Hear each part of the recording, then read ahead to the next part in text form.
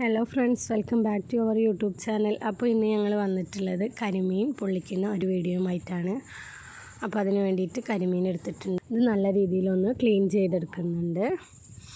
അപ്പോൾ ഇത് നല്ല വൃത്തിക്ക് ക്ലീൻ ചെയ്തെടുത്തിട്ടുണ്ട്. അതിനുശേഷം അതിലേക്ക് വേണ്ടത് ഇഞ്ചി, വെളുത്തുള്ളി, പെരിഞ്ജീരകം, കുറച്ച് കുരുമുളക്, എന്നിട്ട് അതിലേക്ക് ആവശ്യത്തിനുള്ള മുളക് പൊടി ഇട്ട് കൊടുക്കുക. ഞാൻ 2 ടേബിൾ സ്പൂൺ മുളക് പൊടി ചേർത്ത് കൊടുക്കുന്നുണ്ട്.